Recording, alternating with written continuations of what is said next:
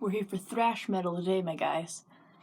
So, thrash metal started in either 1979 to either 1981, debating on who you think did.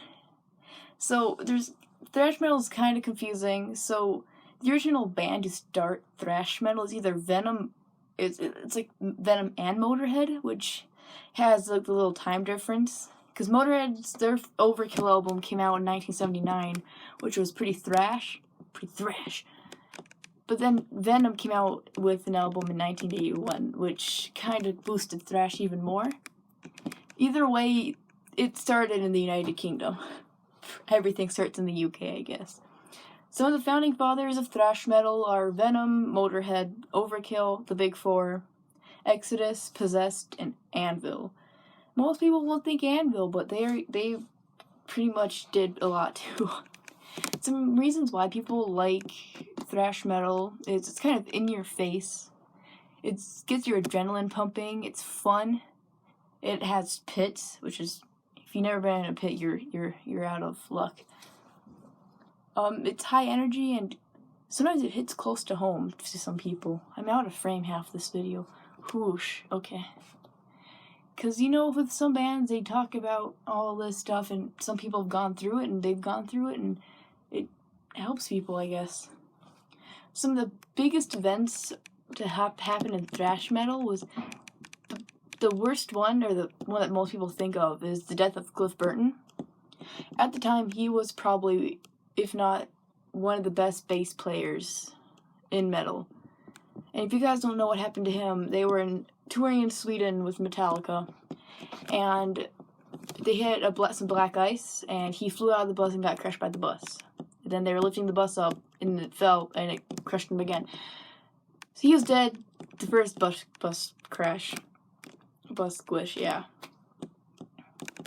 The second is the 90s.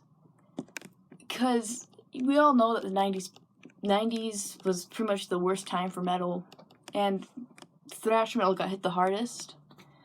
It just declined rapidly. So here's like the 80s, it had a high mark. Once it hit the 90s, it just dropped. It pretty much murdered thrash metal. But at the late 2000s, it kind of got traction again and it started up, which is pretty good. And the last one, the big event, is probably the death of Jeff Hanneman from SLAYERRR in 2013. He is amazing. I miss him. I really miss Daddy Hanneman. But life needs to go on. Some record labels that sign thrash bands are Megaforce, Earache, and Combat Records.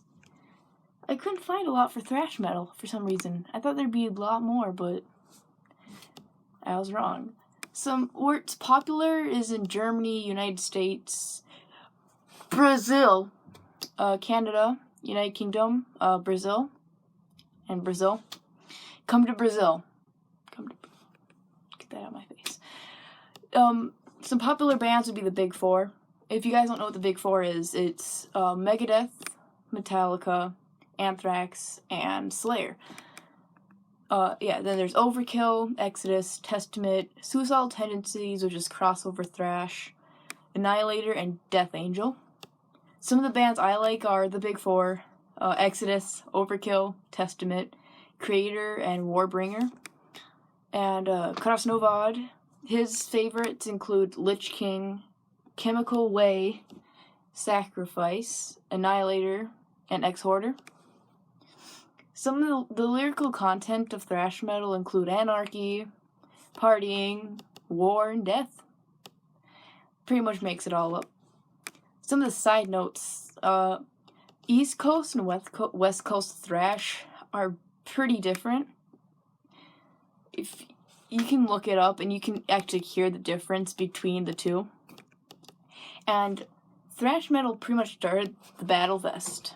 So it's pretty good. So thank you guys for watching. I'll see you guys next history video.